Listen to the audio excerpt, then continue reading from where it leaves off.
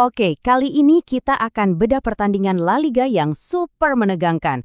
Real Madrid melawan Girona di Santiago Bernabeu. Langsung aja kita mulai. Jadi, pertandingan ini tuh kayak pertarungan dua gaya yang beda banget ya. Di satu sisi ada Real Madrid dengan kejeniusan individu para pemainnya, dan di sisi lain ada Girona yang, wah, pertahanannya disiplin banget. Benar-benar adu taktik yang bikin kita semua gregetan nontonnya sampai akhir. Nah, sebelum kick off aja, ceritanya udah seru. Coba bayangin, Real Madrid ganti 7 pemain dari skuad lawan Bayern Munich. Gila kan? Rotasi besar-besaran. Sementara Girona cuma 3 perubahan. Lebih adem ayem lah timnya. Ini jadi pertanyaan besar nih, apakah rotasi Madrid ini bakal jadi keuntungan atau malah bumerang? Begitu babak pertama dimulai, polanya langsung kelihatan. Real Madrid ya seperti yang kita tahu, langsung tancap gas.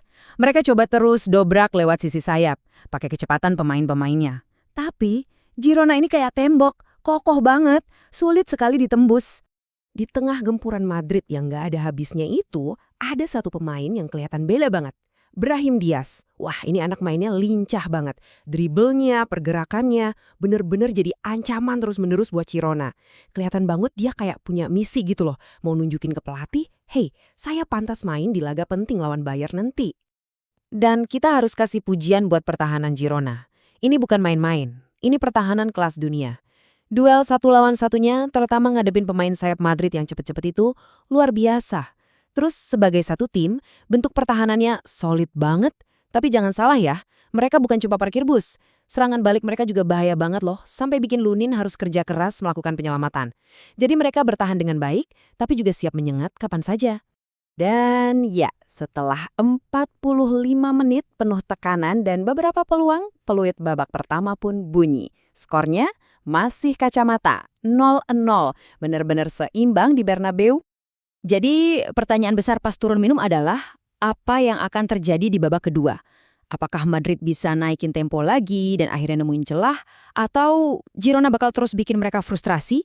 Semuanya bakal ditentukan di 45 menit berikutnya.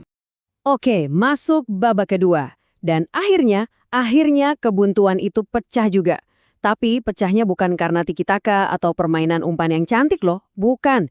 Ini murni sebuah momen keajaiban dari satu orang yang bikin seisi stadion bergemuruh.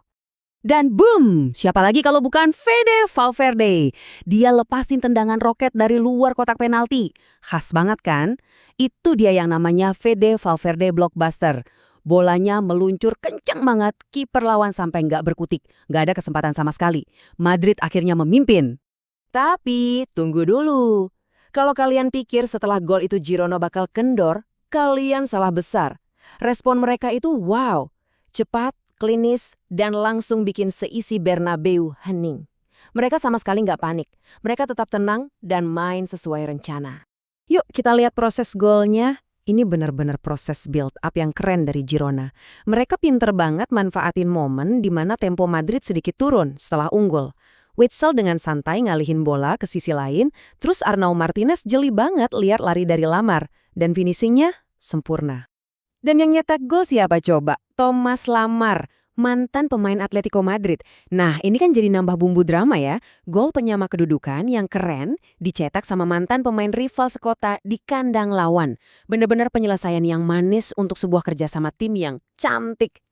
Setelah gol balasan itu, pertandingan jadi makin panas. Dua-duanya sama-sama ngotot cari gol kemenangan. Tapi sampai peluit panjang dibunyikan gak ada lagi gol yang tercipta. Pertarungan yang super ketat ini pun berakhir. Jadi hasil akhirnya adalah 1-1. Real Madrid 1, Girona 1. Gol geledek dari Valverde dibalas sama gol indah dari Lamar. Ya, mau gimana lagi? Poin harus dibagi 2. Nah, hasil imbang ini ninggalin satu pertanyaan menarik kan? Buat Girona, ini jelas 1 poin emas yang didapat dengan susah payah di Bernabeu. Tapi, buat Real Madrid yang lagi ngejar gelar, apakah ini justru terasa kayak kehilangan 2 poin penting? Hasil ini pasti bakal jadi bahan obrolan panjang deh.